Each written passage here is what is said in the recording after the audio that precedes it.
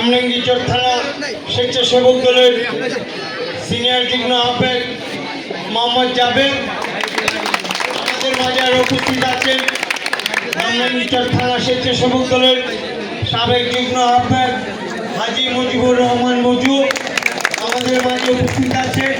আমলঙ্গীচর থানা স্বেচ্ছাসেবক দলের যুগ্ম মোহাম্মদ সুজন আহমেদ সজল আহমেদ সুজন আমাদের মাঝে উপস্থিত আছে। আমলঙ্গীচর থানা স্বেচ্ছাসেবক দলের সংগ্রামী সিনিয়র নেতা জহুরুল ইসলাম আমাদের মাঝে উপস্থিত আছেন। আমলঙ্গীচর থানা স্বেচ্ছাসেবক দল 56 নম্বর ওয়ার্ডের সংগ্রামী আহ্বায়ক রবিউল ইসলাম রনি, সদস্য সচিব বকুল মাহমুদ এবং সেকেন্দার এবং শরীফুল সহ আমাদের বিএনপি নেতা সিংহ এবং স্বেচ্ছাসেবক দলের সংগ্রামী নেতা মোহাম্মদ জিসান আমাদের মাঝে আরও উপস্থিত আছেন।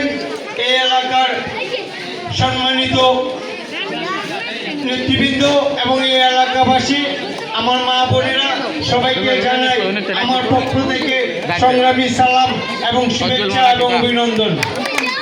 প্রিয় নেতৃবৃন্দ, আপনারা জানেন আমাদের দেশনেত্রী বেগম খালেদা জিয়া খুবই অসুস্থ। আজকে এই অসুস্থতার জন্য সারা দেশে দোয়া হচ্ছে, আপনারাও তার জন্য মন খুলে দোয়া করবেন। তিনি হলেন আমাদের 18 কোটি গণমানুষের নেত্রী দেশনেত্রী বেগম খালেদা জিয়া, যেন আগামী দিনে সুস্থ হয়ে আমাদের মাঝে এসে আপনাদের সেবায় আবার নিয়োজিত থাকতে পারেন। তার জন্য আপনারা সকলে এই এলাকাবাসী দোয়া করবেন। আপনাদের মাঝে দোয়া চাই তিনি আমাদের মাঝে সুস্থ হয়ে ফিরে আসবেন। প্রিয় নেতৃবৃন্দ, প্রিয় এলাকাবাসী, আজকে দেশনেত্রী বেগম খালেদা জিয়ার জন্যই আজকে আমরা এখানে দাঁড়িয়ে আছি। আজকে আমাদের দেশনেত্রী বেগম খালেদা জিয়াকে ধীরে ধীরে মেরে ফেলার জন্য বিগত সরকার, অবৈধ সরকার চেষ্টা করছিল তাকে এই দেশ থেকে বিতাড়িত করার জন্য এবং তাকে যেন ধীরে ধীরে মারতে পারে তার জন্য প্রয়োজন দেওয়া হয়েছিল আমাদের দেশনেত্রী বেগম খালেদা জিয়াকে। কিন্তু তিনি সেটা সফল করে হতে পারেনি বলে আজকে ছাত্র জনতা আন্দোলনের মাধ্যমে এই দেশ থেকে বিদায় নিতে বাধ্য হয়েছিল আপনার আমার আন্দোলনের মাধ্যমে। আজকে জানেন আমাদেরকে বিগত দিনের সরকার যে অত্যাচার নির্যাতন করেছে, এই নির্যাতনের মাধ্যমেও আমাদেরকে দমন করতে পারেনি। আজকে সবার সহযোগিতার মাধ্যমে আজকে এই দেশ থেকে খুনি হাসিনা বিদায় হয়েছে।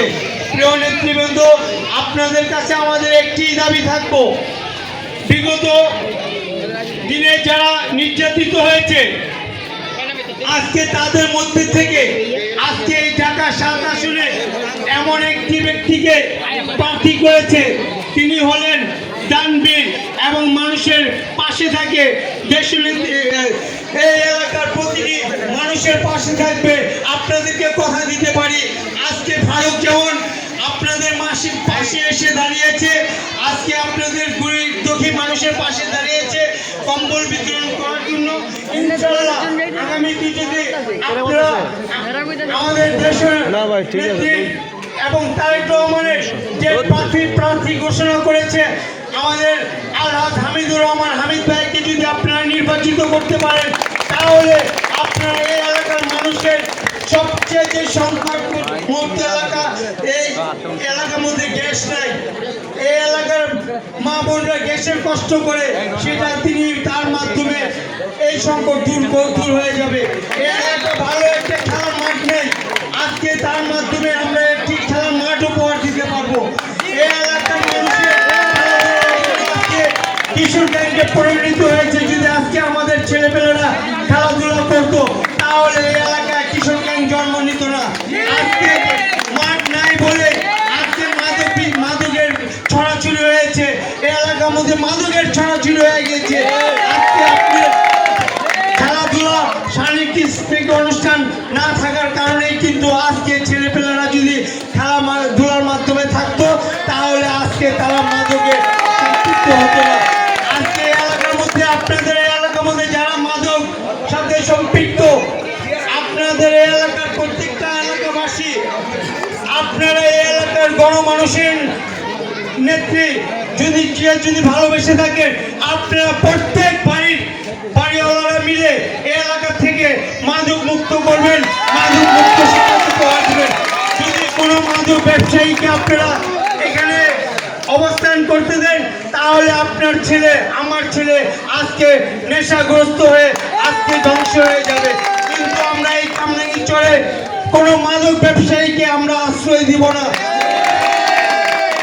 এবং এই এলাকার মধ্যে আমরা প্রত্যেকটা ঘরে ঘরে আমরা ওই একটি করে খেলোয়াড় যাতে উপহার দিতে পারি, সেদিকে আপনারা লক্ষ্য রাখবেন এবং আমাদের জন্য দোয়া করবেন। এই আশা, এই প্রত্যাশা রেখে আমি আজকের মতো বিদায় নিলাম। সবাইকে ধন্যবাদ। আসসালামু আলাইকুম।